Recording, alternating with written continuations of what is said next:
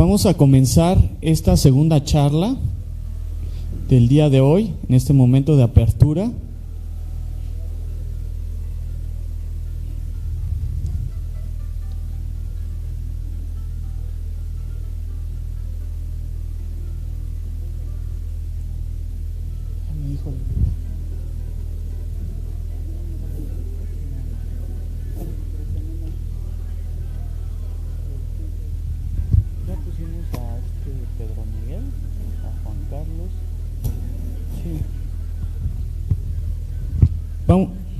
Vamos a comenzar esta segunda charla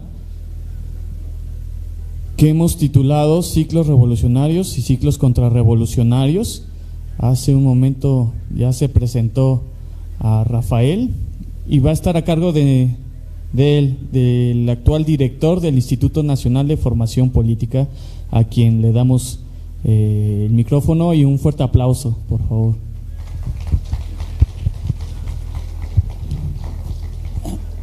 No sé si ustedes vieron que acabamos de sortear un problema verdaderamente complicado en términos diplomáticos en estos días. Es decir, hace unos días el señor Donald Trump amenazó a México con imponerle aranceles del 5% y además amenazó con que estos aranceles serían progresivos, que iría subiendo los aranceles hasta llegar al 25%. Esto, si ustedes lo revisan, pues es en realidad una amenaza de guerra comercial. Y esto en una época en la que lo que domina es precisamente un imperio de libre comercio, pues es un problema mayúsculo. No sé si ustedes se dan cuenta lo que acabamos de sortear. Fue una cosa realmente seria, fue una cosa realmente grave. Y voy a tratar de poner en contexto qué es lo que está en juego en este proceso. Este proceso, sin lugar a dudas, tiene mucho que ver con la personalidad y la situación política del actual presidente de Estados Unidos.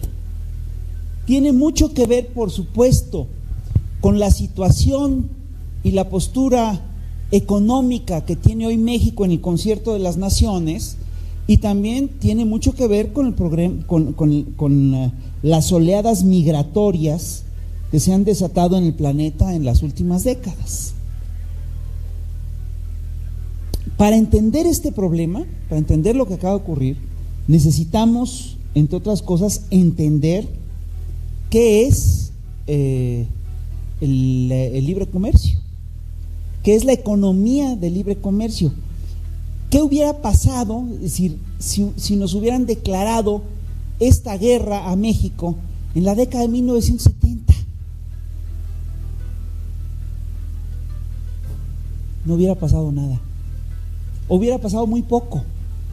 ¿Por qué? Porque en la década de 1970 el país estaba configurado de otra manera.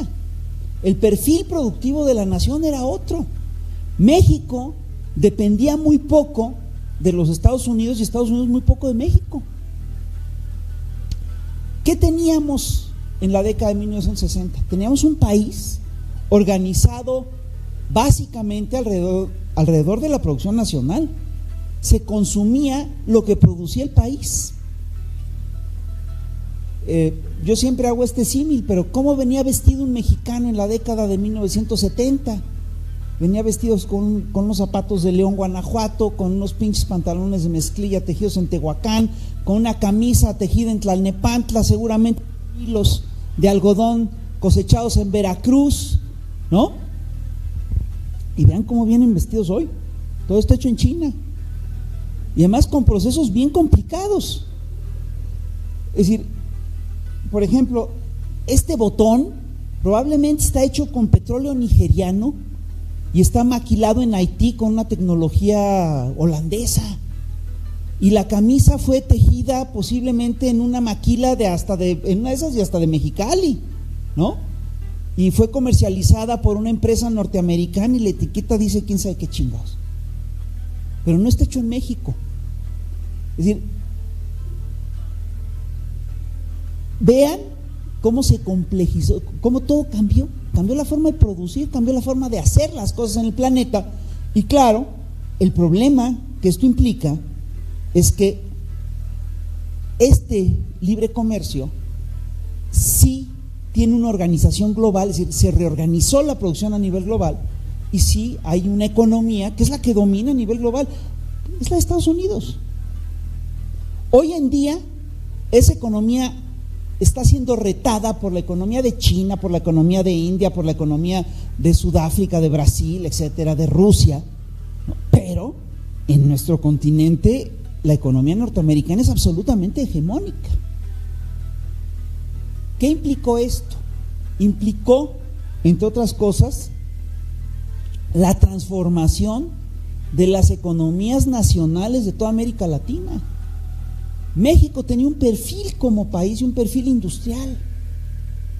Es decir, durante décadas en México se consumió lo que se produjo aquí. Incluso la campaña esta que fue una campaña histórica y que hoy está en desuso, de que lo hecho en México está bien hecho, era una campaña para promover el consumo y el mercado internos.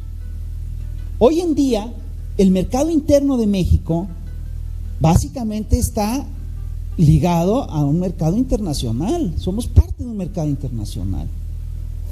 Y por supuesto que esto implicó, entre otras cosas, cambios fundamentales hasta en los salarios, en cómo trabajamos, en qué se chambea, etcétera, etcétera, etcétera. Todavía en la década de los 70s, Tlalnepantla era una zona industrial poderosísima. Hoy sigue habiendo industrias en Tlalnepantla, pero el grueso del perfil industrial del país está centrado en el norte de la nación. Hay algunas zonas en Jalisco, otras en Yucatán, etcétera, pues son básicamente proyectos de maquila. Es decir, cuando Trump amenaza con ponerle impuestos a los productos mexicanos, a lo que se hace aquí en México, en realidad está amenazando a toda una serie de empresas norteamericanas que tienen sus maquilas acá. Esto es una cosa muy loca. ¿Dónde se produce? Es decir, ¿qué producen las empresas, las maquiladoras de Coahuila? Producen productos para las fábricas de la Chrysler y de la Ford en Estados Unidos. Eso también, esa reorganización de la economía global también afectó a los Estados Unidos. En Estados Unidos tú tenías ciudades dedicadas a la construcción de coches como Detroit, como Flint, Michigan, etcétera. Todas esas ciudades, cuando se reorganiza la producción a nivel global, se vacían. Y hay un documental de Michael Moore, este documentalista norteamericano extraordinario, sobre el deterioro de Flint, Michigan, donde te habla de cómo su ciudad, que era una ciudad pujante, industrial, de repente se vació. ¿Dónde se fueron esos trabajos? Se fueron a la frontera de México, con un agravante. El tema de fondo, ¿por qué se van a la frontera de México? ¿Por qué se van a México esos trabajos? Porque en Estados Unidos te pagaban como $10 la hora, ahora pagan más, ¿no? Y en México te pagaban 50 pesos diarios en aquel entonces. Es decir, que eran cuando mucho $4 por 8 horas. Eso es una cosa increíble. Entonces, esta reorganización, por supuesto que nos afectó a nosotros, destrozó la economía nacional y nos supeditó a la importación de un montón de productos de Estados Unidos y de otros países, pero sobre todo Estados Unidos. Entre otras cosas, esta apertura de fronteras que inicia con la entrada de México a un acuerdo comercial de aranceles que se llamaba GATT y que se acelera con la entrada de México al Tratado de Libre Comercio en 1994, propicia o acelera el deterioro del campo mexicano. Porque, entre otras cosas, pone a competir al maíz mexicano con el maíz norteamericano. Y ahí yo sí quiero decirles algo. Los mexicanos fuimos los que dominamos al maíz. Si el maíz existe como un alimento colectivo para la humanidad, como es uno de los granos básicos de la humanidad, es porque los mexicanos lo dominamos y los mexicanos lo cultivamos, hicimos la mazorca tal como existe, la hicimos nosotros. Y sin embargo, pues el cultivo del maíz aquí en México no tiene las mismas facilidades que tiene el cultivo del maíz en Estados Unidos. En Estados Unidos tú tienes unos campos que son graneros naturales, con tierras muy ricas, con mucha agua, tienen además una tecnología de producción riquísima, hay tractores, hay sistemas de riego, etcétera, etcétera, etcétera, y aquí pues no tenemos eso. Tenemos malas tierras, tenemos las tierras flacas de las que hablaba Agustín Yáñez, tenemos tierras de temporal, ¿no? Tenemos y tenemos una tecnología pobrísima. En Estados Unidos hay un tractor por cada 2 granjeros, o había en la década de los 90 o en los 2000. En México hay un tractor cada 7 o 10 granjeros. Está cabrón, no podemos competir con eso. Entonces, claro, el maíz mexicano pues no es rentable ante el maíz norteamericano. Y claro, nos dicen, bueno, es que ustedes producen un maíz muy caro. Sí, producimos un maíz caro, pero ¿saben qué? El maíz no tiene por qué ser barato. El maíz, el problema del maíz es básicamente un problema de subsistencia, un problema estratégico, es lo que comemos. Entonces sí lo tenemos que cuidar. Y el libre comercio, la fuerza del libre comercio es tan grande que hizo que en México se dejara de producir un montón de maíz y que se empezara a importar grano. Entonces una parte muy importante del maíz que hoy consumimos es norteamericano. Esto no era así hace tanto tiempo, por supuesto que sí hemos tenido teníamos importaciones de repente y todo eso, pero por décadas México fue autosuficiente en materia agrícola. Hasta la década de los 60 México incluso exportaba granos, exportaba verduras, exportaba un montón de cosas. El libre comercio efectivamente cambia todas estas lógicas. Y hay que entender que el proyecto de libre comercio es básicamente un proyecto de colonización.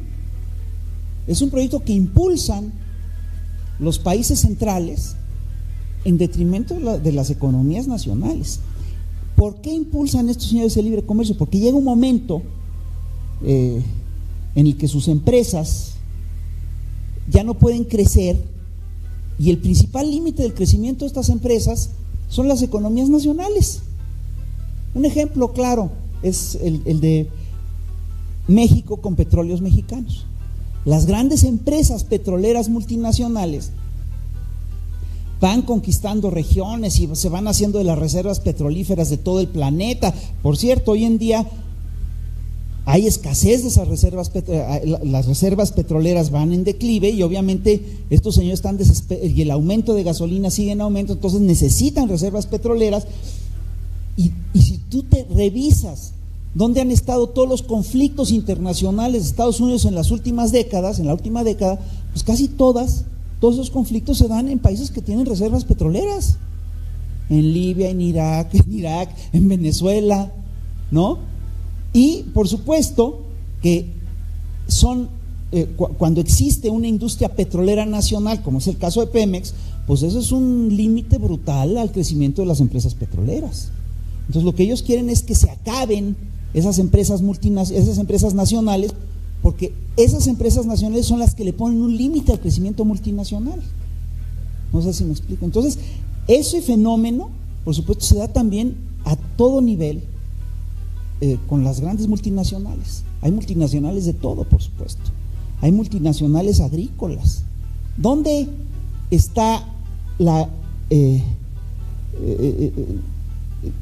quién está manejando hoy en día el campo mexicano? Pues la Nestlé, Cargill, pues son puras multinacionales gringas. Entraron a saco y nos quebraron. Nos convirtieron en un país dependiente. Y en un país dependiente además en temas que son estratégicos como la alimentación. Digo, lo que hicieron es muy serio. Ahora bien, el proyecto de libre comercio es claramente un proyecto colonizador. Es curioso porque nos lo venden como si fuera un proyecto, el proyecto de la libertad del mercado, y suena padrísimo, ¿no? Va a haber libre comercio y tú vas a tener posibilidades de negociar en igualdad de condiciones con el vecino y vas a poder traficar libremente, y eso al final de cuentas va a abaratar los costos. Como va a haber libre comercio, solo va a ganar el producto más barato y esto nos va a beneficiar a todos. Y esto no es así. ¿Por qué?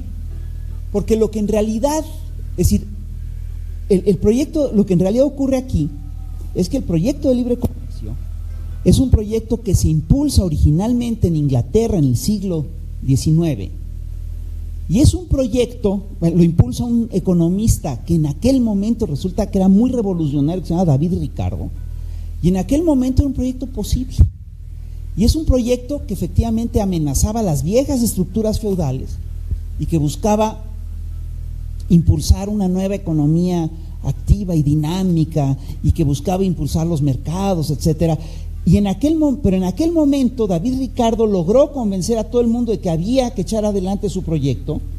Se echó adelante su proyecto, fue un proyecto hegemónico en Inglaterra del siglo XIX, y lo que ocurrió en la Inglaterra del siglo XIX fue muy claro. Ese proyecto empezó a beneficiar a los sectores del dinero que estaban más organizados. Era un proyecto del capital financiero, un proyecto del capital que hace negocios con el dinero, porque hay capital que hace negocios con productos, hay capital que hace negocios con productos agrícolas, hay capital que hace negocios con departamentos y con casas, y existe el capital que hace negocios con el capital. Y eso es el capitalismo financiero, la forma más pura del capital. Y lo que ocurrió en Inglaterra en el siglo XIX es que la gente solo empezó a tener acceso a aquello que podía pagar. Antes había toda una red de contención social que los defendía, podían ir a hospitales de las iglesias, podían ir, había sistemas de beneficencia, etcétera, y eso se quita en el 19, y entonces tú empiezas a tener los derechos que te da tu inserción en el mercado de trabajo y nada más. Y entonces lo que ocurrió es que un puñado de grandes empresarios se empezó a hacer increíblemente rico, y empezó a ocurrir que el grueso de la población se depauperó, y empezó, fíjate qué curioso, empezó a crecer la criminalidad y empezó a crecer la migración. Y en aquel entonces había dónde migrar, porque los ingleses se podían ir a Estados Unidos, a Australia, y la gente migró. Pero hoy en día el impulso al proyecto de libre comercio es muy distinto, porque lo que están haciendo es básicamente que están impulsando la idea del libre comercio en una economía que está globalizada y que está dominada por monopolios. Porque una cosa sí decía David Ricardo. David Ricardo decía que cuando una empresa empezaba a manejar el 15 o el 20% de toda la producción, eso ya no era libre comercio, sino que era un monopolio. Y hoy tú tienes un sistema globalizado, dominado por monopolios, y ese sistema dominado por monopolios, entre otras cosas, es el que impulsa la teoría del libre comercio. Perdóname, es un engaño. Esto es básicamente una nueva forma de colonialismo. Y el libre comercio, sin lugar a dudas, ha avanzado en todo el planeta y se ha convertido en un sistema hegemónico. Solo algunos enclaves se resisten al proyecto de libre comercio. ¿Dónde? Pues en Corea del Norte, por ejemplo, en Cuba, en Qatar, ¿no? Y esos países son la encarnación del mal en los tiempos de libre comercio. Y lo que sí está ocurriendo con estos procesos es que se homogeneiza la forma de producir, la forma de consumir, y hasta se homogeneiza la población, ¿no? Y entonces resulta que antes, mira, por ejemplo, en México, una de las tradiciones más queridas de los mexicanos clasemedieros en los 60s era el contrabando. En Monterrey estaban los chiveros y las chiveras, gentes que iban cruzaban la frontera y traían desde papel de baño hasta ropa y la vendían, y de eso vivían. Bueno, hoy en día eso ya no sirve, porque si tú vas a Estados Unidos casi siempre te encuentras lo mismo que te encuentras en los pinches malls de aquí de la esquina. Es decir, tú antes, vean cómo estaba configurado su barrio. Había un chingo de misceláneas chiquitas. ¿Cuántos 7-Eleven y cuántos Oxxos tienen alrededor de su casa ahora? Es lo que hay.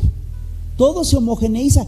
Y tú vas a los grandes centros comerciales y venden los mismos productos que te venden en Nueva York y en Texas y en París. Claro, habrá novedades de repente en algunas cosas, pero en general es lo mismo, todo se homogeneizó. Y este sistema global, entre otras cosas, lo que hizo fue hacer más eficiente la forma de producir las cosas. Como la competencia se globalizó, se levantaron las fronteras en todas partes. De repente las empresas pudieron comprar de veras el plástico, el petróleo más barato, conseguir la mano de obra más barata, conseguir el transporte más eficaz. Y por eso tenemos esta forma de producir ahora. Esto implicó, por supuesto, la destrucción de las economías nacionales. Implicó, entre otras cosas, el desmantelamiento de los estados nacionales. Y ojo, básicamente lo que eficientó, lo que hizo más eficiente, fueron el saqueo y la sobreexplotación. Y entonces tú tienes que la producción se reorganiza a nivel global. ¿Y a dónde se fueron las grandes maquilas y las grandes industrias? Pues se fueron donde la mano de obra es más barata, hombre. ¿Dónde es más barata la mano de obra? Pues en China. Y China es la fábrica del mundo. Y en la India. Y la India también es otra de las fábricas del mundo. Y en México.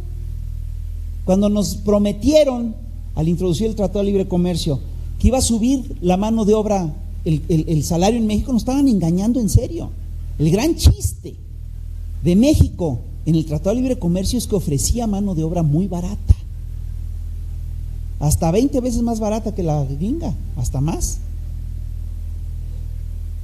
Y entonces también lo que implica eso es que regresamos a formas de trabajo esclavo.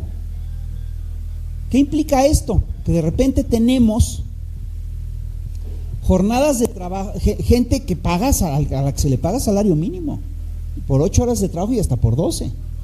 Tenemos que cuando los salarios son más altos, la tasa de explotación también es muy alta. La gente trabaja 14, 12, 16 horas al día en México. Es decir, es un proyecto que favoreció la sobreexplotación y el trabajo esclavo, y también favoreció el saqueo de los recursos naturales. Entonces tú tienes de repente que aquí en México empezaron a concesionar tierras a lo pendejo, bueno, a lo cabrón, perdón, quise corregir. Entonces, tú tienes, por ejemplo, que la tercera parte del territorio nacional está concesionado a mineras. Es una cosa increíble. Y además está concesionado a las mineras, y luego las mineras ni siquiera lo explotan. Se le concesiona, haz de cuenta, una cordillera a una minera canadiense, y esa minera canadiense lo que hace es que calcula que en esa cordillera hay 100 kilos de plata, y entonces suman los 100 kilos de plata a sus saberes, y con eso suben sus bonos en la bolsa de valores de Nueva York. Pero ni siquiera explotan la plata, y cuando la explotan lo hacen de una manera también globalizada. No agarran a mineros mexicanos y hacen que saquen el lingote y que se fabrique el lingote acá, ni madres. Agarran la montaña, se la comen a dentelladas, se la llevan a Canadá en containers y ahí la procesan y ahí sacan el lingote de oro. Y con este mecanismo han sacado más plata y más oro de México que lo que en los últimos 20 años, que lo que sacaron los españoles en 500 años de conquista. Es un saqueo sistemático del país. Y por supuesto que para esto no les importa depredar la ecología de la región. Si para sacar sus 10 kilos de plata tienen que llenar de cianuro los mantos freáticos, los llenan. Total, no es su tierra, se los llevan. Si para eso tienen que talar bosques, se los llevan. ¿Y cuál es el resultado de este proceso? El resultado de este proceso es que a la gente queda con malos trabajos, con trabajos mal pagados o sin chamba, y con sus tierras deterioradas. Entonces, ¿qué chingados le queda por hacer a la gente? Pues tienen que emigrar. La gente se va de su lugar. Y es curioso porque los norteamericanos, los países centrales, ven así como con mucho horror que la gente está emigrando masivamente y se preguntan, ¿y por qué están emigrando tan masivamente? Cabrones, ustedes lo están generando. Son esos países los que provocan esas emigraciones, porque para mantener esos niveles de vida en los países centrales, pues están depredando y sobreexplotando a la gente de otros lados. Entonces la gente emigra a donde hay chamba y emigra a donde hay riqueza. Es como si la gente fuera siguiendo su riqueza. Es así de simple. Entonces, si tú revisas lo que ha ocurrido en los últimos años, te vas a dar cuenta que en las fechas recientes se han dado migraciones históricas. Nunca había habido tantas corrientes migratorias como las que tienes hoy en día. Según la ONU, tan solo en 2013 se registraron más de 232 millones de migrantes internacionales. Estos son los registrados, 232 millones de migrantes, 2 veces la población de México, migrando a todo el planeta. Y además, muchas de esas rutas migratorias son peligrosas. Muchos mexicanos se van a buscar chamba a Estados Unidos y tienen que recorrer desiertos enteros y muchos se mueren en el proceso. Es claro que casi la mitad de los migrantes se concentran en solo 10 países. Son los países más ricos del planeta, concretamente Estados Unidos, Rusia, Alemania, Arabia Saudita, los Emiratos Árabes, el Reino Unido, Francia, Canadá, Australia y España. Y la gran mayoría de estos migrantes viajaba a Estados Unidos. Se calculaba la ONU que eran 46 millones en el 2015. Y hay una cosa que hay que decir, es decir, yo nada más quiero decirles una cosa: México es un país que produce, entre otras cosas, migrantes. 12 millones de migrantes mexicanos están en Estados Unidos. 12 millones ahorita, de primera generación. De segunda generación son como 50.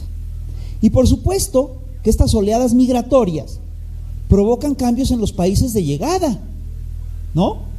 Son tan masivos los cambios que provocan cambios culturales. Para que se den una idea de cómo van estas migraciones, si se mantienen estas tendencias, se estima que en 2051, que ya está a la vuelta de la esquina, la mayoría de los ciudadanos de Francia ya no van a ser católicos sino musulmanes. Para que se den una pinche idea de lo que es eso. Y para que vean, para que entendamos cómo es esto, en 2043 se calcula que los blancos en Estados Unidos van a ser minoría. Y que va a haber la primera minoría, y que la minoría más grande del país va a ser la minoría latina. Pues por supuesto que están aterrados estos señores con las oleadas migratorias. Y por supuesto que las quieren defender. Y los grupos, ahora, es muy curioso porque los grupos conservadores ven esta llegada de migrantes como una amenaza para su forma de vida y su cultura y sus tradiciones, etcétera, etcétera, etcétera. Y por supuesto que muchos partidos reaccionan de manera violenta, los partidos conservadores reaccionan de manera violenta contra la llegada de los conservadores, y sin lugar a dudas, tú tienes que hay proyectos enteros de políticos que ven a los migrantes como la gran amenaza de las naciones. Eso está ocurriendo en Estados Unidos con Donald Trump.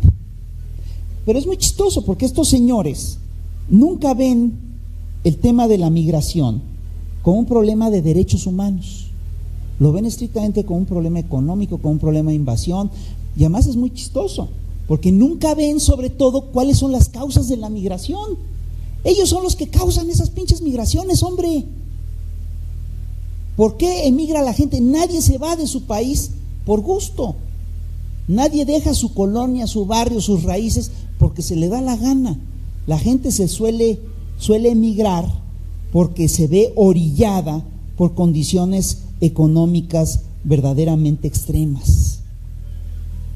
En Estados Unidos, en el siglo XIX, recibieron oleadas de migrantes.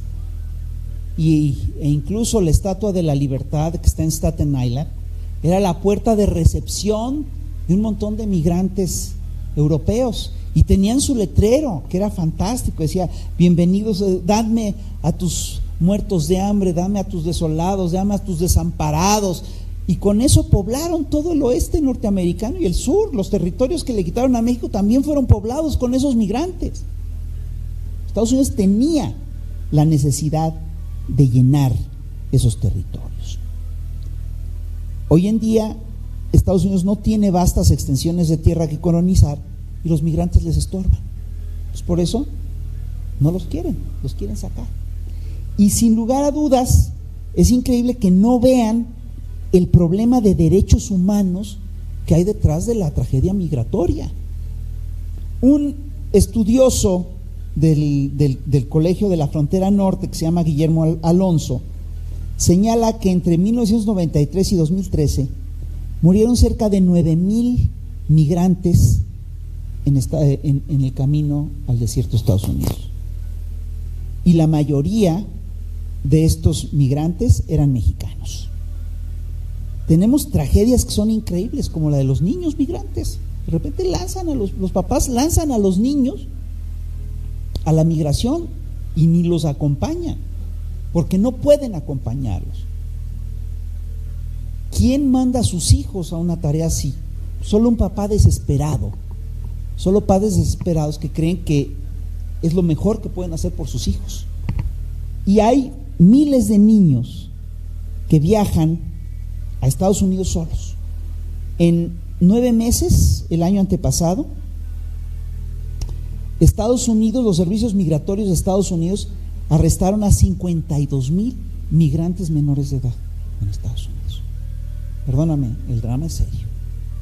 Y estos son los señores, esto por supuesto es lo que quieren los Estados Unidos, que se detenga. Ahora, vamos a tratar de explicar qué generan estas oleadas migratorias en los Estados Unidos. En Estados Unidos, por ejemplo, los grupos, la minoría blanca, como vimos anteriormente, está amenazada. Su hegemonía está amenazada. Y ellos sienten que todo su sistema de vida está en riesgo y culpan en gran medida a los migrantes. Claro, no a las políticas que generan la migración, esas les parecen normales. Pero entonces, lo que tú tienes en estos países es el recrudecimiento de, entre otras cosas, de los sectores ultraconservadores y proteccionistas que buscan simplemente detener las oleadas de migrantes. Y vimos surgir en la década pasada en Estados Unidos un montón de fenómenos así, grupos ultraconservadores, el Tea Party, los grupos de los cazadores de mexicanos en las fronteras, los Minutemen y todo ese tipo de cosas. Y todos esos grupos, esos fenómenos dispersos, se concentraron en un gran fenómeno de la ultraderecha, que fue el movimiento que llevó a Trump a la presidencia del país. Ahora, ese movimiento que llevó a Trump a la presidencia del país es, sin lugar a dudas, un movimiento ultraconservador. Hay que entender, entre otras cosas, que el movimiento de Trump es un movimiento netamente fascista.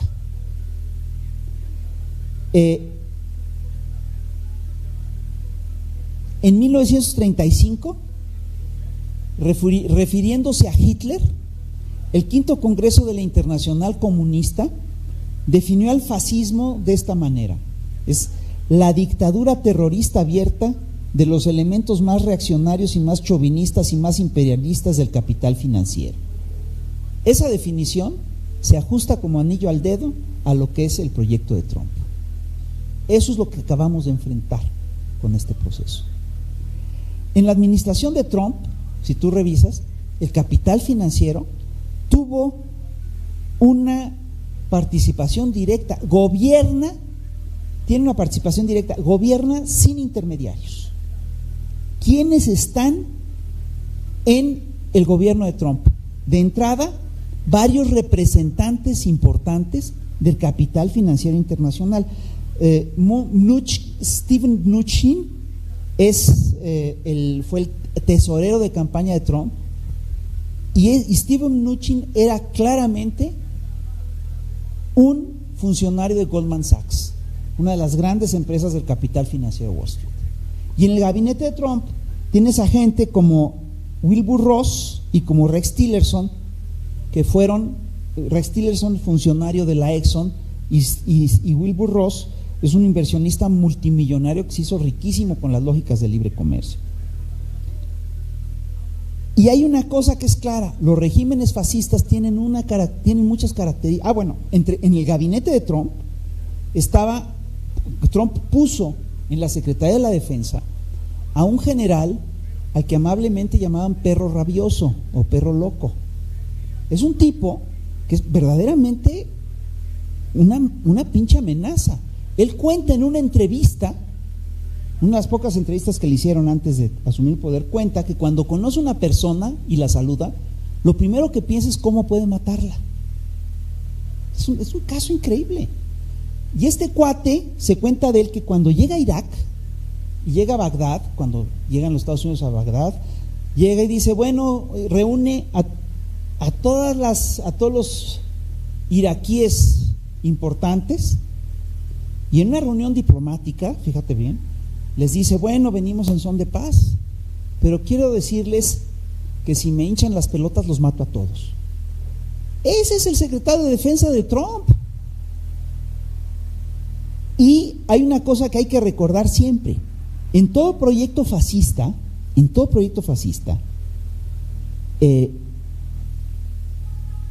existen sectores ultraderechistas que tienen que ver con la masa. Es decir, lo que diferencia a un régimen fascista de un régimen simplemente autoritario son realmente muy pocas cosas.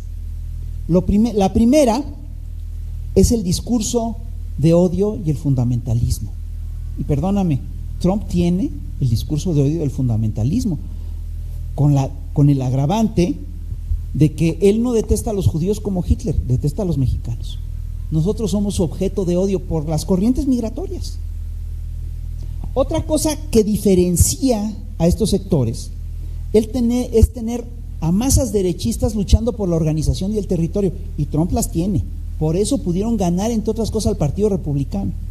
Y la última cosa es tener grupos armados luchando por la organización y el territorio.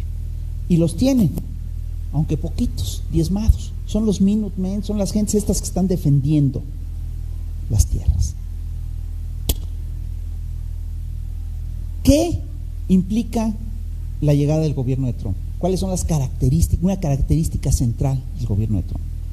Trump hizo campaña diciendo que era un rebelde, que era un archienemigo de Wall Street. Durante la campaña se lanzó todo el tiempo contra Wall Street, pero como vimos anteriormente,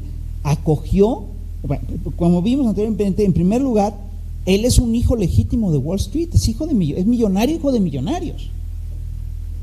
Y la segunda es, entre otras cosas, que hace una alianza explícita con los capitales financieros. Está gobernando directamente el capital financiero.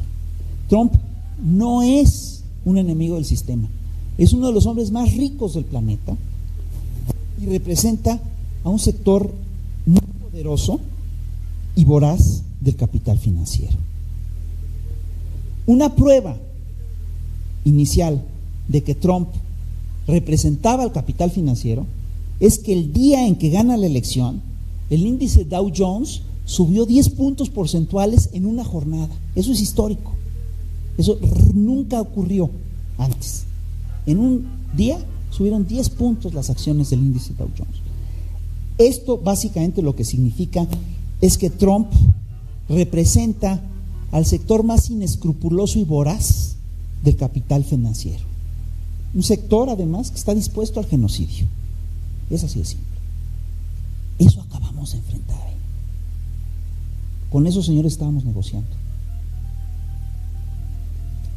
La llegada de Trump, además, es, sin lugar a dudas, producto de una crisis profunda del neoliberalismo. Donald Trump llega a la Casa Blanca porque el modelo económico de libre comercio ya había llegado a un límite, había llegado a una bancarrota. Llega después de la crisis del 2008 y llega después de que esa crisis del 2008 nunca se resolvió satisfactoriamente, sino que se ha ido agravando con el tiempo.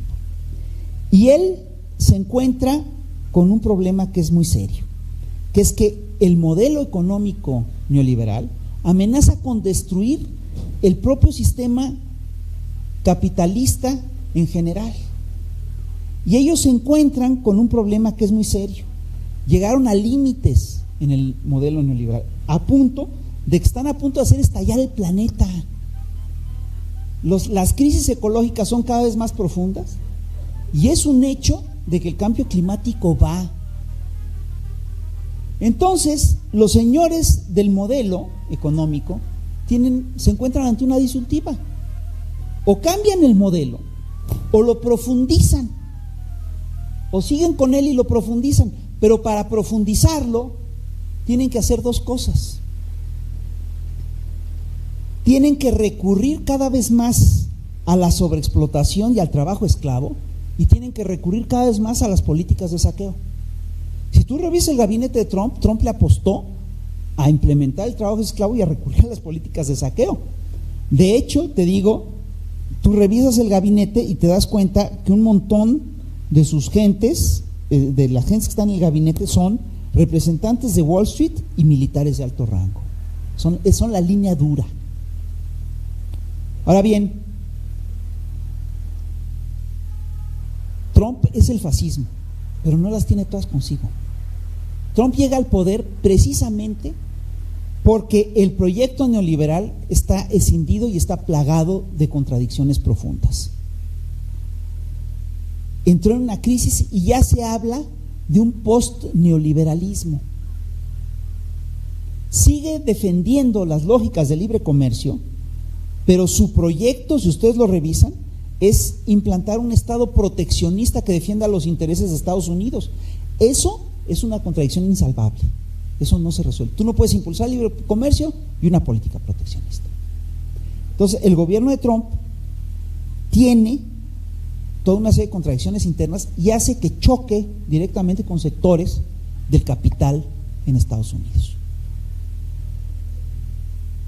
Por supuesto que lo que está pasando ahorita es una crisis, tiene que ver con crisis coyunturales. Es decir, tú revisas la historia de Trump y Trump está siendo perseguido adentro de Estados Unidos. Hay un movimiento importante que busca su destitución, el impeachment famoso. Y Trump además tiene un problema con sus propios electores, porque no ha cumplido muchas de sus grandes promesas de campaña. Fíjate, se aprovecha de la crisis del neoliberalismo para profundizar, para llegar al poder y profundizar la crisis del neoliberalismo. Es una cosa muy loca. Entonces, ¿qué está haciendo Trump?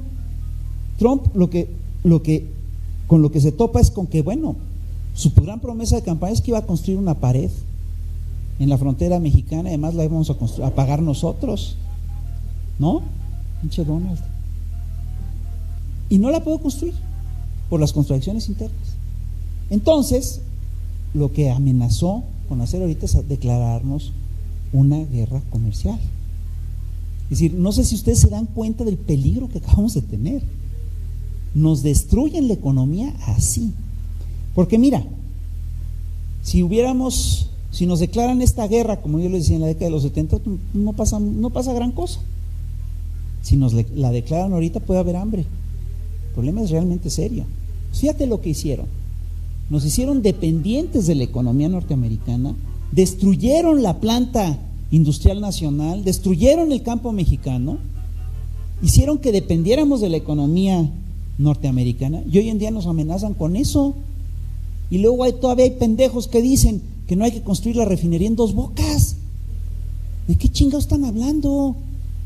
Necesitamos, es decir, si ustedes revisan esta historia, es decir, nos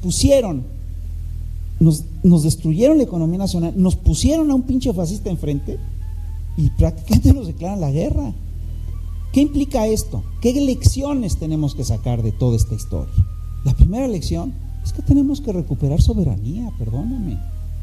Tenemos que reforzar la producción nacional. Tenemos que dejar de ser dependientes de Estados Unidos en alimentos, en gasolinas, etcétera, etcétera, etcétera. Todo esto tiene que ver, sin lugar a dudas, con un proyecto imperial a largo plazo. Y miren, todo esto tiene que ver con el hecho, todo esto lo pueden hacer porque nos desorganizamos. Cuando estábamos en los 70s, estábamos menos frágiles, porque éramos un país que estaba organizado en función de sus propias necesidades. Cuando las dejamos de ver, nos quedamos a merced de los intereses de estos señores. Y esta no es la primera vez que ocurre esto en las lógicas del libre comercio. Ya ocurrió en la India del siglo XVIII y XIX. Inglaterra conquista a la India y a toda esta región del Asia sudoriental y sudoccidental, y le impone sus lógicas de libre comercio. Y fíjate, ahí tenían una cosa muy curiosa, porque se concentraban, es decir, toda la producción estaba centrada en producir todo el tiempo y tener reservas. Un año agarraban, cosechaban tal cantidad, haz de cuenta 100 toneladas y guardaban 5 de reservas o 10 de reservas. Y al siguiente año tal y guardaban 10 o 12 de reservas, y así se iban. ¿Por qué hacían esto los hindúes? Por una cosa muy sencilla, porque su sistema de cosechas dependía de un sistema ecológico que es el sistema de los monzones. Es decir, de repente dependían de las lluvias que venían del Pacífico, y cada cierto tiempo los monzones no llegaban, y entonces habían brunas. Y ahí es cuando aprovechaban que habían guardado granos durante tanto tiempo, y entonces la gente subsistía durante el año. O sea, tal vez apretaban un poquito el cinturón, pero la gente no pasaba hambre. Lo que hicieron los británicos es que de repente dijeron: no, pues este sistema de monzones este sistema que tienen es muy ineficiente. Aquí los vecinos de al lado de Pakistán tienen excedentes, pues hay que comprárselos, es más barato. Y con el conque de que era más barato, destruyeron este sistema. Y claro, a los 7 años llegaron los monzones, y ¿qué creen que pasó? No hubo qué comer, y el precio de los granos se disparó a niveles históricos, y murieron cientos de miles de personas. Es decir, cuando tú dejas todo a las lógicas de la mano invisible del mercado, o a la voracidad de los inversionistas de Wall Street, estás poniendo en riesgo tu vida y tu futuro como nación. La gran lección que tenemos que sacar de todo esto es que tenemos que hacer una revisión, ¿sí?, de qué es lo que tenemos que producir y qué es lo que tenemos que dejar de producir.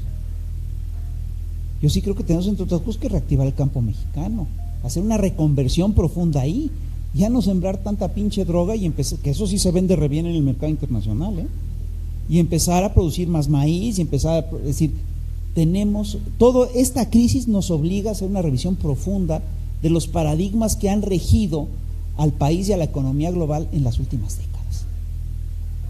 Y tenemos el gobierno para hacerlo. Es decir, sí estamos en un punto de quiebre, es un punto histórico. Y yo sí creo que lo que ocurrió en esta semana es una señal de alarma. Vamos a revisar qué hicieron estos señores, y vamos a revisar cómo enfrentamos el futuro del país. Yo sí creo que es tiempo, entre otras cosas, de romper con las lógicas del libre comercio. Y es tiempo también de ir a hablar con los mexicanos en Estados Unidos, a contarles cómo está el asunto, ¿no? Pues eso es lo que tenemos que hacer. No sé si ustedes están de acuerdo. Bueno, pues muchas gracias, es todo lo que les pido.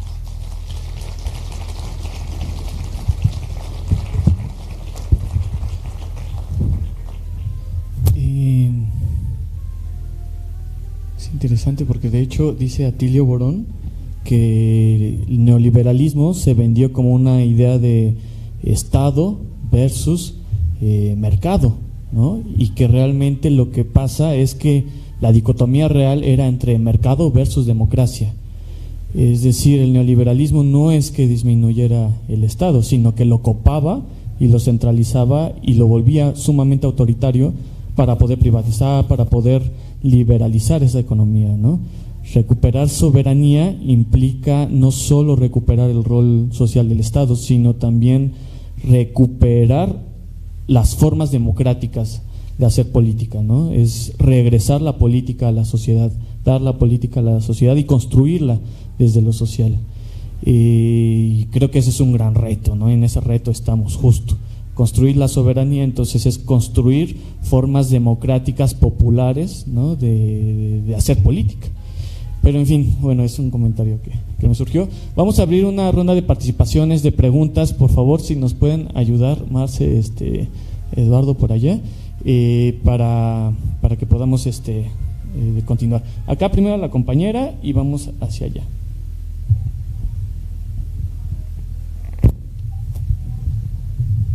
Buenos días a todos, mi nombre es Gabriela Arellano, tengo 29 años y es mi primera vez aquí en el curso de formador de formadores. Yo formo parte de una organización social en la alcaldía de Cuauhtémoc de vivienda. Quiero retomar un poco lo que dijo Rafael Barajas en relación al sistema que estamos viviendo a nivel global.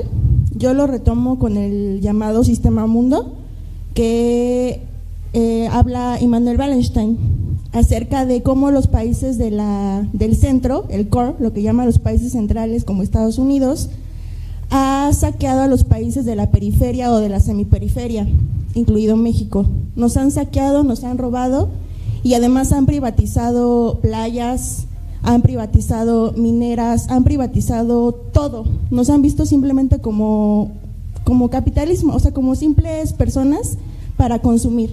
Entonces creo que lo que tenemos que hacer como formadores en nuestros círculos de estudio es fomentar, o más bien informar a las personas acerca de este tipo de saqueo que nos han dado, para buscar una alternativa y dejar de serlo, empezar a ser independientes en materia alimentaria, en materia energética.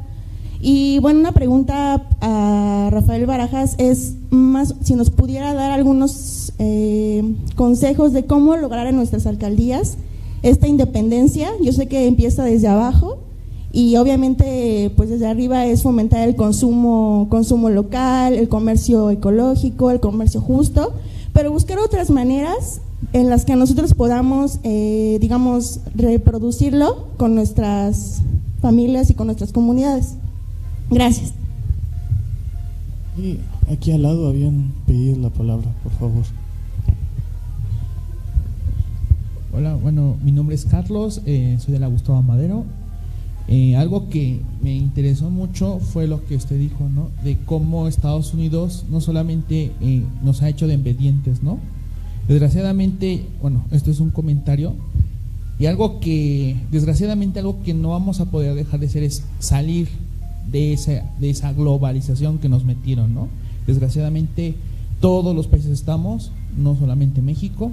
Pero algo que me gustaría anexar, aparte de que consumamos lo mexicano, produzcamos lo que nosotros podemos hacer, porque México tiene muchas capacidades, es ver hacia el sur, inclusive hasta los estatutos y los principios de Morena lo dicen. Crear esa comercialización con América Latina es muy importante, porque seamos sinceros, México no es el único, muchos países a lo largo de su historia lo han hecho, pasó en Chile, pasó en Argentina, ha pasado en Colombia, ahorita está pasando con que quieren hacer friki para sacar más petróleo. Entonces yo creo que anexaría eso, ¿no? Tener más acuerdos con América Latina, con esos gobiernos, porque realmente si América Latina se une, yo creo que seremos una gran potencia más que Europa. Entonces, realmente eso lo hago como comentario, no es una pregunta, pero es algo muy interesante que tenemos que saber. Hermanarnos más con el sur, porque el sur es nuestro norte ahora. Ya no podemos ver hacia el norte, porque realmente socialmente vivimos, es algo que nunca vamos a poder compartir. Y yo creo que muchos de nosotros lo vemos con los estereotipos y todo. Yo creo que nosotros nos tenemos que identificar más familiarizarnos más con América Latina, porque realmente también nos hemos perdido en ese lapsus de tiempo.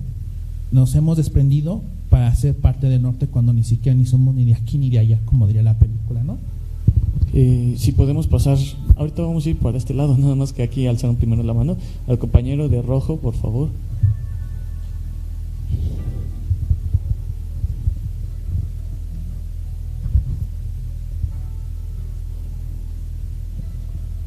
voy a dar lectura a un tuit que se emitió ayer a las 19 horas en la noche de ayer.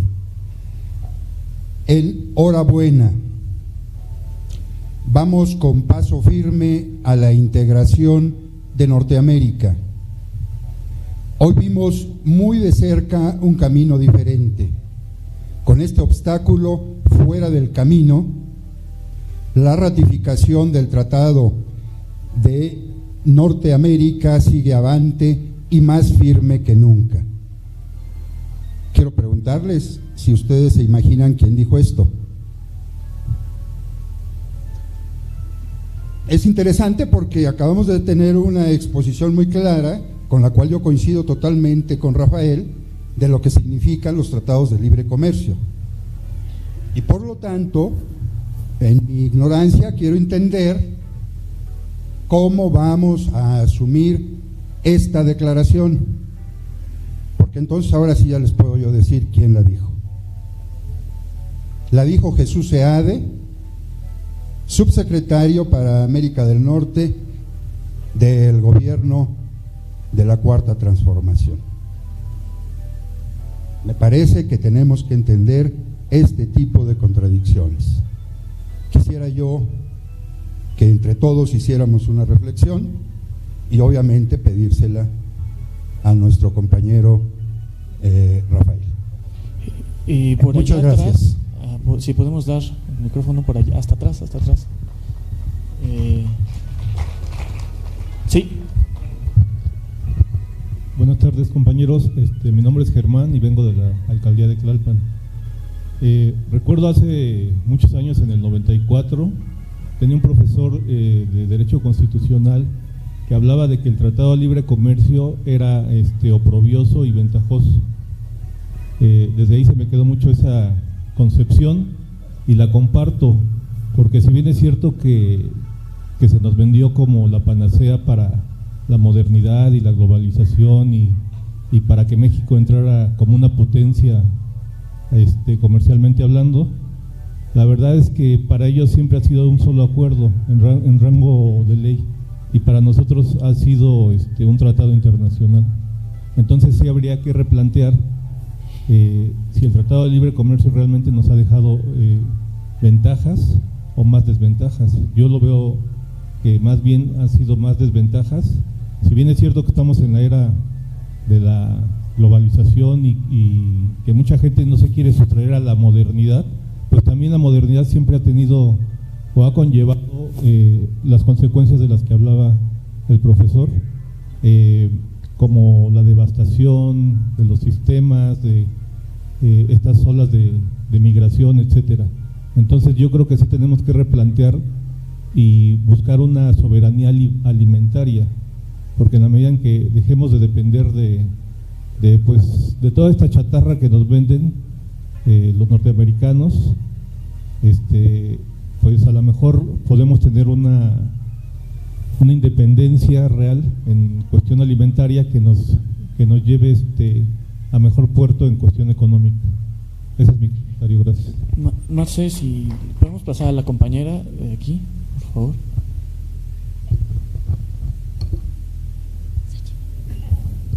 Buenas tardes, mi nombre es Angie González, soy de la alcaldía de Xochimilco.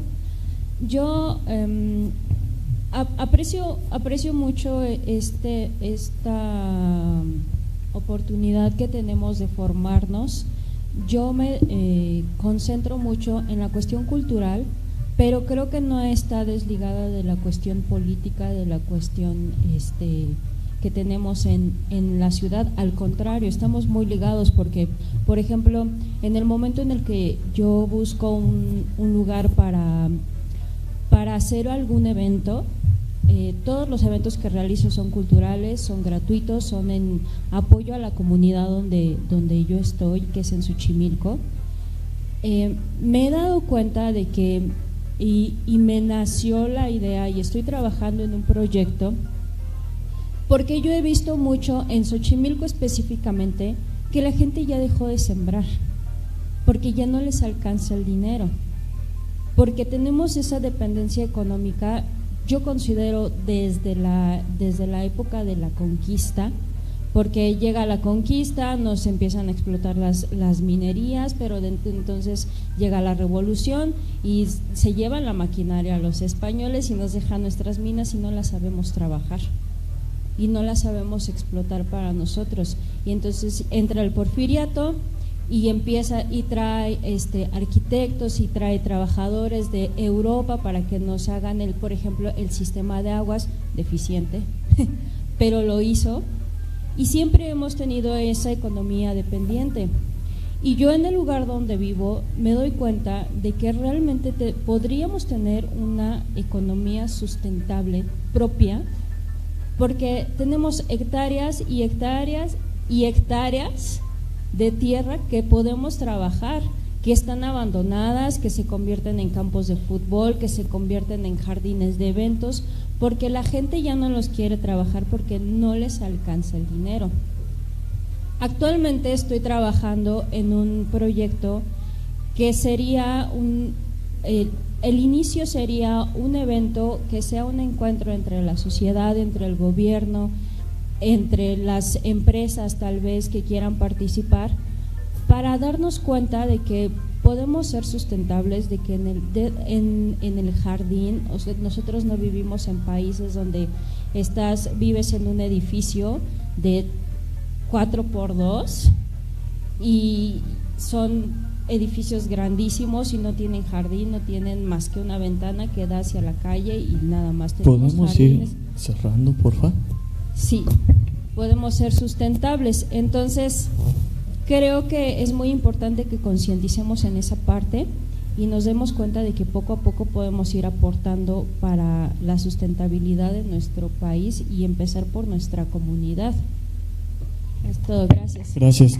Por allá, hasta atrás. Ahí, sí, no se preocupen, vamos a abrir ahorita otra ronda, no se preocupen. ¿Qué tal? Muy buenas tardes, mi nombre es Nacho y soy de la alcaldía de Tlalpan. Yo tenía dos preguntas para Rafael. Yo creo que haciendo un análisis coyuntural, es evidente que el neoliberalismo está mostrando síntomas de una crisis estructural. Y bueno, también el mundo está volviendo a ser multipolar, ¿no? Sí. Con las potencias emergentes de China y Rusia, lo cual resulta curioso que un gobierno de extrema derecha como el de Donald Trump aplique medidas proteccionistas muy keynesianas, en el caso de Huawei y los aranceles, ¿no? Pero mi pregunta es, imaginando el contraparadigma, porque el fenómeno de Donald Trump de extrema derecha también ha ido radicalizando hacia la izquierda al Partido Demócrata, ¿no? Entonces tienen una agenda muy progresista, específicamente la de Bernie Sanders. Imaginando que no llegue Bernie Sanders, se dice que por lo menos su compañero de fórmula hacia la vicepresidencia del candidato demócrata tendría que cargar con la agenda política de Bernie, ¿no? Del Medicare for All. ¿No se podría convertir, por ejemplo, eventualmente un Bernie Sanders o algún demócrata, aunque las elecciones en Estados Unidos son hasta noviembre del 2020, en el gran socio estratégico que necesita Andrés Manuel López Obrador? Y la otra pregunta es, hablando de este rescate del mercado interno, pues ¿no sería ya como momento de evaluar la viabilidad de una reforma fiscal progresiva? Es decir, esa es la joya de la corona del Estado benefactor finalmente, ¿no? Redistribuir la renta mediante impuestos impositivos. Y también es una especie de pacto de liberalismo embridado entre capital y fuerza de trabajo. Gracias. Sí, vamos a cerrar esta primera ronda y ahorita vamos a abrir, tenemos tiempo. A ver, mira, la verdad muy buenas intervenciones. Yo quiero señalar un par de cosas, y hay que irnos con cuidado, ¿no? Es decir, piensen ustedes que el neoliberalismo no se implantó en México de la noche a la mañana. El neoliberalismo se implanta a contrapelo de un estado de bienestar que llevaba décadas organizándose. Y les voy a decir algo, el neoliberalismo nunca logró desmantelar del todo el estado de bienestar. Prueba de ello es que todavía tenemos, aunque madreado y lo que tú quieras, todavía tenemos Infonavit, todavía tenemos ISSSTE, todavía tenemos IMSS, etcétera, etcétera, etcétera. Tenemos a la UNAM. Y les voy a decir cómo avanzó el neoliberalismo en todos estos años.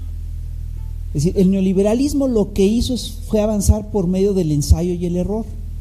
Es decir, si empujaban, tenían claro su horizonte. Ellos tenían clarísimo que querían llegar, por ejemplo, a la privatización de Petróleos Mexicanos en primer lugar. Querían avanzar, entre otras cosas, hacia la eliminación de la universidad pública, que no es que la quisieran privatizar, querían que se acabara, porque ellos tenían su propio proyecto de universidad privada. Entonces lo que hicieron es que avanzaban y donde veían resistencia se detenían, esperaban, negociaban, le daban la vuelta, y donde no encontraban resistencia avanzaban.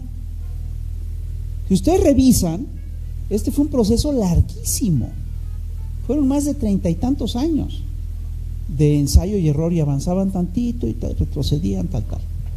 Lo que es un hecho es que llegaron a cambiar cosas muy importantes, entre otras, por ejemplo, la cultura laboral.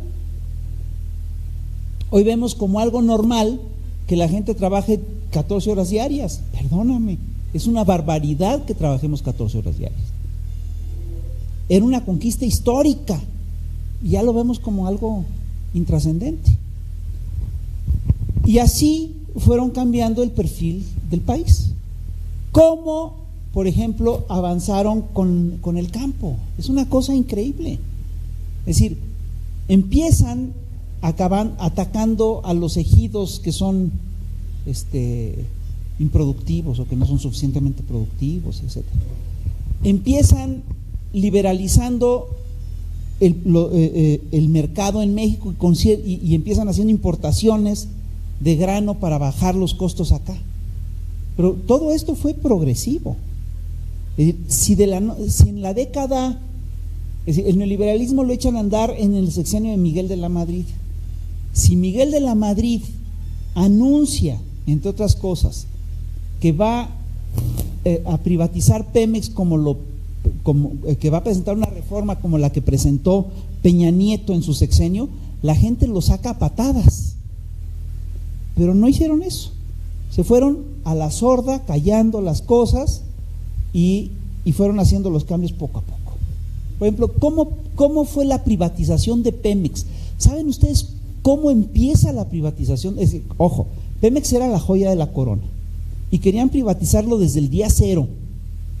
¿Saben cómo empieza la privatización de Pemex? Empieza con una orden de Miguel de la Madrid que decide cambiar unos productos de petroquímica secundaria a petroquímica terciaria sin seguir criterios técnicos, eran criterios políticos. Entonces de repente, porque el gobierno de México decidió, resulta que el tiner o el adelgazador ya no era un producto de petroquímica secundaria sino terciaria.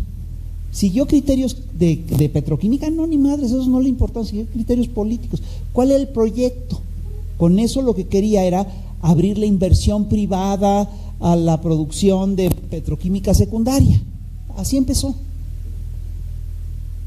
El resultado de esa política es que hoy México, en vez de exportar tiner, lo tiene que importar, ¿no? En vez de exportar gasolinas, las tiene que importar. Y después fueron poco a poco desorganizando Pemex. Por ejemplo, ¿cuál fue la primera medida que toma Carlos Salinas de Gortari para privatizar Pemex? Pues encarcelar a un líder petrolero que era corrupto pero patriota como La Quina y sustituirlo por un cuate que se llama Guzmán Cabrera, y después que es el padre político de Romero Deschamps, y con eso le allana el camino, acaba con la resistencia interna. Luego divide a Pemex en 5 grandes corporativos, uno de los cuales lo manda fuera de México para que no se pueda ni siquiera auditar las ganancias de Pemex. PMI Internacional, que es el que maneja el dinero, está fuera de México, entonces no lo puede auditar ni el Congreso. Y entonces, en vez de que Pemex tenga una política fiscal equitativa, que le daban $1 y lo subsidiaban con $1 y le cobraban $1 de impuestos, lo que empiezan a hacer es que le dan $1 y le cobran $5.30. Esto se fue agravando. ¿Qué hizo Vicente Fox? Vicente Fox, por ejemplo, ya le cobraba a Pemex 94% de impuestos, mientras a sus amigos les cobraban 4%. Es una cosa de locos. Y empezaron a sacar todo el pinche petróleo y a venderlo lo más barato, y a venderlo lo más rápido que pudiera. Y dejaron que la corrupción creciera en Pemex. Son décadas de deterioro de la empresa. Y lo mismo ocurrió en otras ramas de trabajo. Es decir, el Tratado de Libre Comercio nos lo implantan en 1994 y poco a poco fue destruyendo la industria nacional. Y hoy en día todo el perfil industrial de México está hecho a la medida del Tratado de Libre Comercio. Y aquí le quiero responder al compañero del tuit de SEADE. Si de golpe abandonamos el Tratado de Libre Comercio, el país queda en la ruina y no tenemos nada que hacer. Nos hicieron dependientes, no sé si me explico. Es decir, a lo largo de 30 años nos metieron en esas pinches lógicas. Nos va a tomar como 30 años salirnos de esas pinches lógicas. Si hoy decimos que no vamos a entrarle al siguiente Tratado de Libre Comercio, estamos fritos. Nos va a pasar lo mismo que les pasó a esos señores. Les tomó 30 años meternos en esta dinámica, nos va a tomar como 20 salirnos. Por eso, no sé si ustedes miden la pinche proeza que están haciendo con Pemex, Rocío Nale y Octavio. Es una cosa increíble. A Pemex entonces dejaron que se corrompiera con el huachicol. Bueno, el combate al huachicol es brutal. Bueno, ya por primera vez el otro día anunciaron que Pemex tiene ganancias por primera vez en décadas. Eso es una pinche proeza brutal. Por supuesto que vamos a tener que recuperar la soberanía, pero la tenemos que recuperar poco a poco. Primero recuperar la soberanía energética, y en eso estamos. Nos va a costar un montón recuperar la soberanía alimentaria, y nos va a costar otro montón lograr establecer una economía interna y elevar el mercado interno. Si ustedes revisan todos los programas que está llevando Andrés abajo, básicamente sirven para reactivar el mercado interno. Y por supuesto que las grandes calificadoras dicen que eso es un disparate, porque ya nos hacen las grandes inversiones a las grandes multinacionales. No, se está reinvirtiendo en México. Señores, es un proceso largo. No podemos cortar de golpe. Cuando SEADE dice, pues qué bueno que se puede seguir con esto, lo que está diciendo, bueno, por lo menos no nos descarrilaron ahorita. No sé si me explico. SEADE está haciendo su chamba y le está haciendo bien. Si queremos, a ver, lo que les quiero decir es lo siguiente: nos metieron en un hoyo tan profundo que salir de ahí nos va a tomar un chorro de tiempo. Tenemos que ir saliendo poquito a poquito de esta fosa que nos cavaron durante 30 años. Dense cuenta de esto. Ahora, el compañero de Tlalpan, Nacho, hace una serie de observaciones que son francamente muy correctas. Dice que el neoliberalismo muestra síntomas de una crisis estructural, pero por supuesto que las tiene. La crisis del neoliberalismo ya es insalvable y ellos mismos no saben cómo salir de la crisis. Prueba de ello es que pusieron a Trump en la presidencia de Estados Unidos. La llegada de Trump es una muestra de la crisis estructural del modelo. Y por supuesto que Trump busca aplicar políticas proteccionistas, porque lo que quiere, en su mundo ideal, Estados Unidos tendría que estar recibiendo todos los beneficios de un sistema de libre comercio y mantener políticas proteccionistas. Y fíjate, es algo que casi siempre han hecho. Estados Unidos, por ejemplo, sí dice que apoya el libre comercio, menos donde no le interesa, menos en sus intereses. Estados Unidos, por ejemplo, dice que hay que quitarle todos los subsidios a los productos agrícolas, pero Estados Unidos subsidia sus productos agrícolas como nadie. Entonces, ellos sí tienen el poder político imperial como para mantenerse en esta situación. Por supuesto que Bernie Sanders, el proyecto de Bernie Sanders es un proyecto que se hermana al nuestro, y yo la verdad estaría feliz de que Bernie Sanders pudiera salir electo en Estados Unidos. Eso no quiere decir que vaya a ser todo miel, que sería todo miel sobre hojuelas con él. Habrá contradicciones y habrá problemas. Pero si yo estuviera en Estados Unidos, impulsaría sin lugar a dudas la candidatura de Bernie Sanders. Y lo último que dice el compañero, que hay que evaluar hacer una reforma fiscal progresiva. Por supuesto, una de las cosas que hicieron los neoliberales es que hicieron una reforma fiscal que benefició esencialmente a los más ricos y perjudicó a los más pobres. Y esa era una reforma fiscal que estaba basada en la idea de que hay que ayudarles a los más ricos porque ellos sí saben qué hacer con el dinero, ¿no? Y pues si luego sí saben qué hacer con el dinero, se lo llevan, ¿no? Es decir, pero de ninguna manera apoyaron la industria nacional. Entonces, no solamente les cobraban impuestos bajísimos a los grandes millonarios, sino que luego no les cobraban impuestos.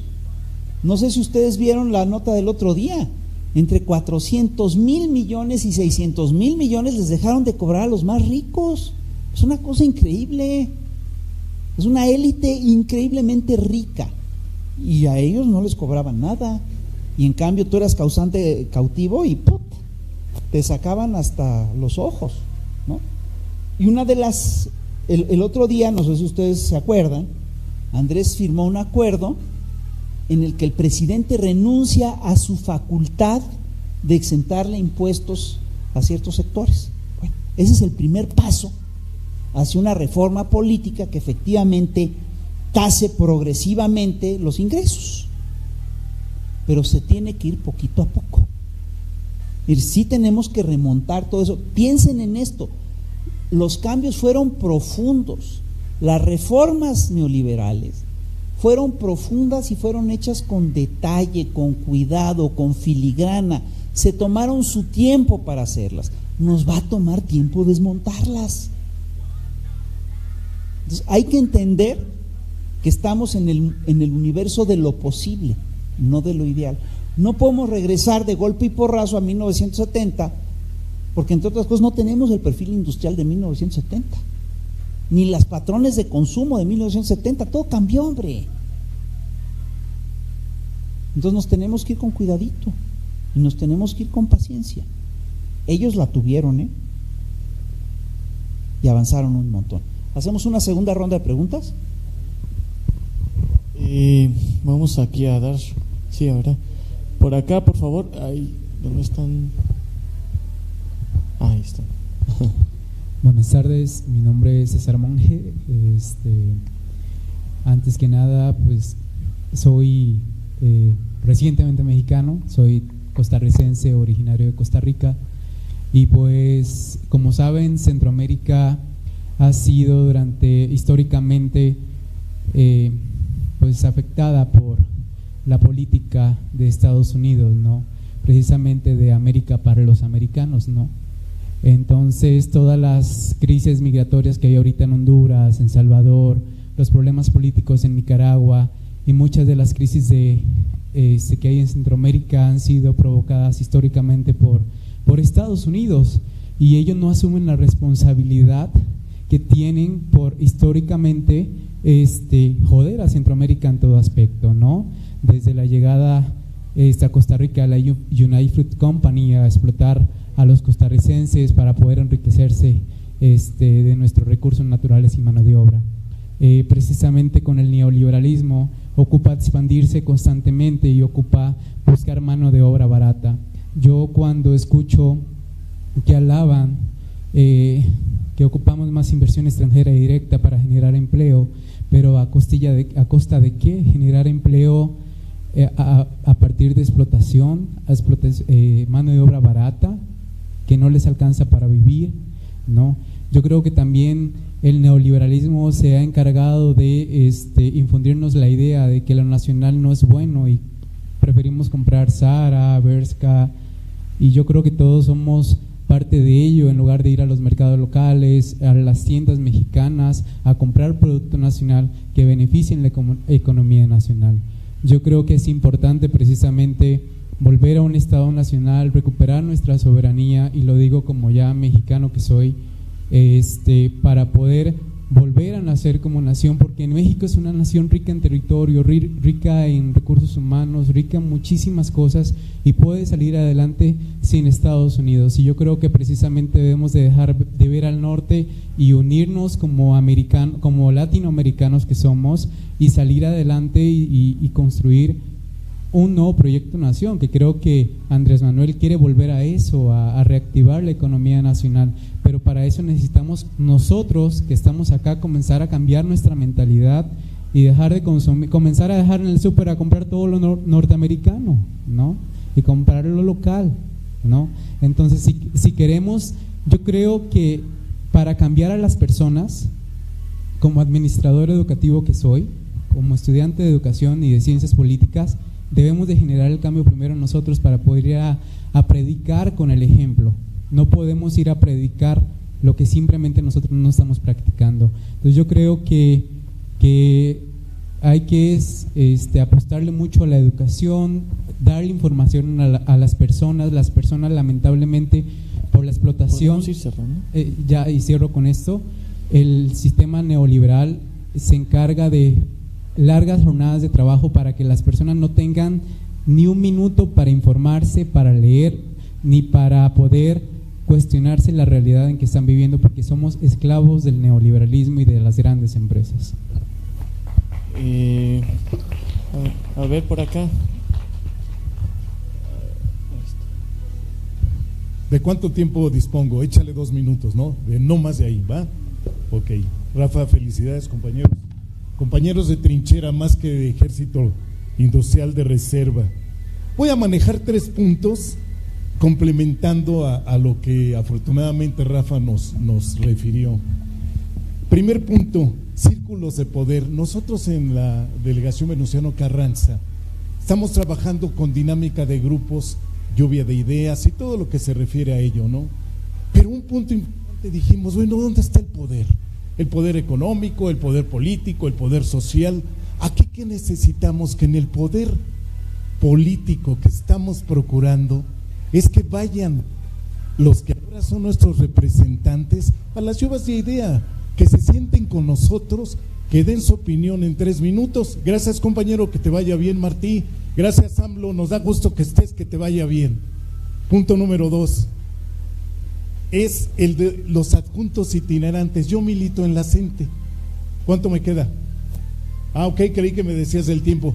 ¿Qué es adjuntos itinerantes? Es que yo, como estudiante de cualquier carrera, sea convocado por el gobierno para una plaza segura, si es que logro en escalafón algo, y ahí me puede integrar a la lucha de la cuarta transformación. Si yo estoy estudiando economía, que me diga el gobierno, hay 10 plazas para economía en el gobierno, para que te integres, y no como reserva industrial, sino como un ente de cambio y transformación de la Cuarta República. Y el último punto, que es el 3, es la domesticación de la economía alimentaria, que yo sepa cómo producir mis propios alimentos mientras viene el cambio, y que yo sepa qué comer para que no esté obeso y para que sea realmente productivo. Con que yo coma a diario un complemento entre los alimentos que son aminoácidos esenciales, con eso lo voy a hacer mientras se genera la hidroponía y todo. Y dentro de esto, ¿cuánto me queda? El último, que puede romper paradigmas en ustedes, así como Estados Unidos está en la guerra mundial vendiendo armas, pues México, que mientras está produciendo, que produzca enervantes con la única exclusividad que sea para calidad de exportación, no para que mis compañeros de trinchera lo consuman. Gracias. Gracias. Muy bien, Rafa. Y por acá, Juan Carlos, ¿me echas la mano aquí, por favor? Sí.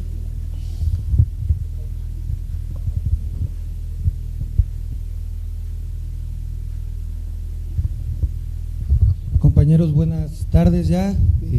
Muchas gracias por darme el uso de la voz. Yo tengo una pregunta muy específica sobre la presión que hizo el gobierno de Estados Unidos hacia el gobierno mexicano. Hace unos días se levanta este impuesto que se iba a poner, pero vemos que en la frontera sur ya está desplegada la Marina, está desplegada Sedena, está desplegada Policía Federal y parte de lo que es la Guardia Nacional. Y gracias a este despliegue militar que se hace en la frontera sur, es que Estados Unidos dice, bueno, ya vamos a quitar estos impuestos. Entonces usted, más bien, ¿qué lectura le daría a eso si el gobierno mexicano cedió ante la presión económica de Estados Unidos al país, y por eso es este despliegue militar en la frontera sur, pues para contener la ola migratoria, o simplemente fue lo que dice el compañero presidente a través de Marcelo Ebrard, es que tienen que estar los migrantes legalizados, pues tiene que haber un control de lo que estén. Dos, en el tema del campo, en la Sierra Sur de Oaxaca, en San Pedro Mixtepec en específico, se siembra mucha amapola, se sembraba mucha amapola, lo cual lo de origen, que era la papa, era lo que de ellos, el pan, se dejó de hacer pues para sembrar amapola. La economía fue buena, todo lo que fue el municipio de Miahuatlán, de Porfirio Díaz, que depende esta parte de la Sierra Sur. Hoy se cae el precio de la goma ya, de costar 10 pesos pasa a costar 3 pesos un kilo, y pues nuevamente vuelve a colapsarse la economía local, pero deja un daño gravísimo a los mantos acuíferos, que por cierto ahí es una zona de agua, pues hay muchísima agua en esa Sierra Sur. Hoy pues ya quieren volver a retomar el sembrar papa, el sembrar lo que era originalmente, y ya no se puede porque está contaminada por todos estos fertilizantes. No obstante, tienen la amenaza de las mineras que ya están avanzando para poder extraer algún tipo de mineral que los helicópteros han hecho un reconocimiento, y no saben los habitantes cuál mineral es, pero haya un reconocimiento ahí aéreo de que hay algún mineral.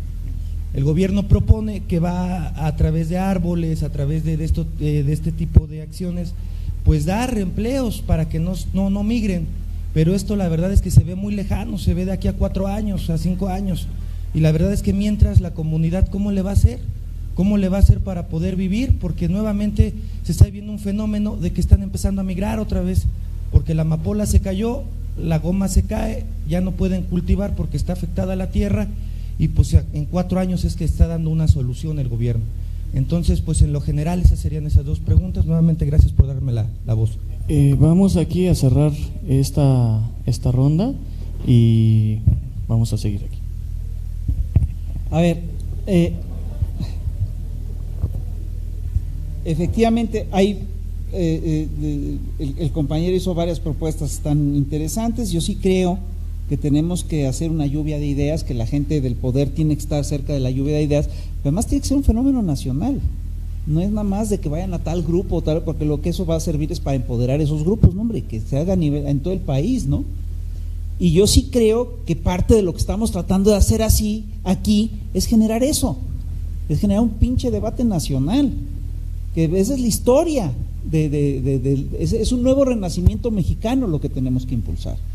Y ¿saben qué? Ahí vamos.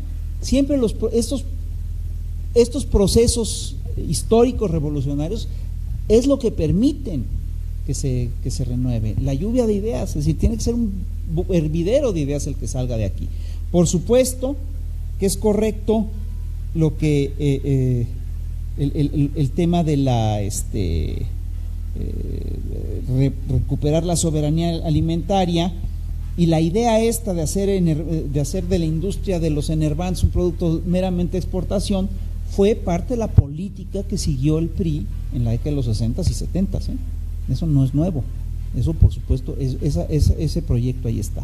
Ahora bien, el tema de fondo con las políticas de enervantes es que te metes a las lógicas de un sistema de un sistema delincuencial y criminal, y la verdad no tiene caso entrar en esas pinches lógicas, ¿no? Eso sí que le hace mucho daño al país. El compañero habla de cómo efectivamente el cultivo de la amapola provoca un boom económico en la Sierra Sur de Guerrero. Pues sí, así es. Siempre en un principio la economía de las drogas se presenta como la salvación para las comunidades, etcétera, pero luego los mete en una espiral de violencia brutal que no es para nada recomendable, ¿no? Y por supuesto que la economía de las drogas deja no solamente una secuela de destrucción ecológica, sino una secuela de desgarramiento brutal del tejido social. Y es lo que tenemos que haber evitado con el tiempo. Por supuesto que no hay respuestas fáciles a estos problemas, y no vamos a salir rápidamente de las lógicas de la economía de las drogas. Llevamos 20 y tantos años en una economía que es adicta al dinero ilícito. No vamos a salir de ahí pronto.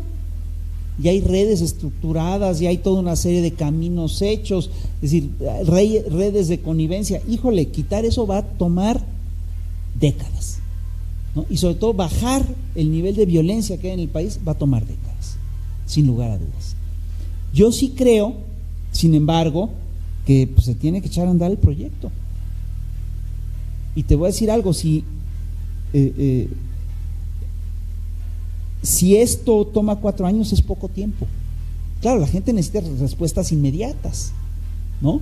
Pero el ya plantearse un proyecto que aspira a ir cambiando esto en el mediano plazo es muy importante. Ahora, es muy importante lo que está señalando el compañero, de que efectivamente las mineras están metiéndose a estas comunidades y van por el saqueo de los minerales de las regiones. Y eso también hay que revisarlo y hay que cuidarlo. En una de esas, a ver, si la explotación minera es rentable, bueno, que beneficie al país, no a los grupos extranjeros. Y si hay que buscar, es decir, fíjate, información es poder. Lo primero que tenemos que hacer es buscar qué están buscando esas mineras, de qué materiales, de qué minerales estamos hablando. Porque la explotación será una si es uranio, será otra si es plata, será otra si es cobre, en fin. Y yo creo que cada proyecto tiene que tener también sus contenciones.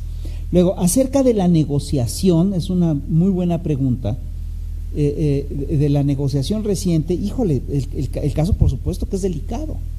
Sin lugar a dudas, lo que quería Estados Unidos es convertir a México en tercer país seguro. ¿Eso qué implicaba? Implica que México se convierte efectivamente en el gran filtro de la política migratoria de Estados Unidos, que México le hace la política migratoria a Estados Unidos. La verdad, yo creo que el acuerdo que logró Marcelo Ebrard es muy a la baja, es decir, es bastante, sumamente light, es decir, no está condicionando la entrada de los migrantes. Si tú revisas lo que está haciendo es, ok, vamos a poner a destacar a la Guardia Nacional. Es un proyecto que ya estaba en ruta. En realidad, el gobierno mexicano negoció bien, eso es lo que yo creo. Negoció bien y negoció a la baja. Y lo que sí es cierto es que la presión de Estados Unidos era brutal.